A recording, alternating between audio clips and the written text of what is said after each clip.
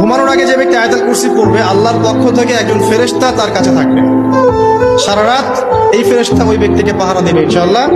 কোনো বিপদ আপদ তাকে স্পর্শ করবে না ইনশাআল্লাহ।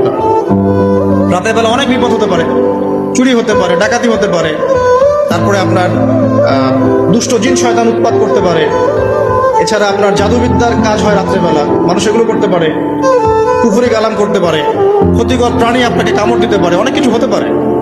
আপনি তো ঘুমের মধ্যে আছেন, আপনি জানেন না কি হচ্ছে। অতএব আয়াতুল কুরসি পড়বেন, ইনশাআল্লাহ আল্লাহ পাক আপনাকে হেফাজত করবে ইনশাআল্লাহ। ঘুমানোর আগে যে ব্যক্তি আয়াতুল কুরসি পড়বে, আল্লাহর পক্ষ থেকে একজন ফেরেশতা তার কাছে থাকবে। সারা রাত এই ফেরেশতা ওই ব্যক্তিকে পাহারা দেবে ইনশাআল্লাহ। কোনো বিপদ আপদ তাকে স্পর্শ করবে না ইনশাআল্লাহ। রাতের বেলা অনেক বিপদ হতে পারে, চুরি হতে পারে, ডাকাতি হতে পারে, তারপরে আপনার দুষ্ট জিন শয়তান উৎপাত করতে পারে। এছাড়া আপনার জাদুবিদ্যার কাজ হয় রাত্রেবেলা, মানুষ এগুলো করতে পারে, কুফরি কালাম করতে পারে, ক্ষতিকর প্রাণী আপনাকে কামড় দিতে পারে, অনেক কিছু হতে পারে। আপনি তো ঘুমের মধ্যে আছেন, আপনি জানেন না কি হচ্ছে। অতএব আয়াতুল কুরসি পড়বেন, ইনশাআল্লাহ আল্লাহ পাক আপনাকে হেফাজত করবে ইনশাআল্লাহ। ঘুমানোর আগে যে ব্যক্তি আয়াতুল কুরসি পড়বে, আল্লাহর পক্ষ থেকে একজন ফেরেশতা তার কাছে থাকবে। সারা রাত এই ফেরেশতা ওই ব্যক্তিকে পাহারা দেবে ইনশাআল্লাহ। কোনো বিপদ আপদ তাকে স্পর্শ করবে না ইনশাআল্লাহ।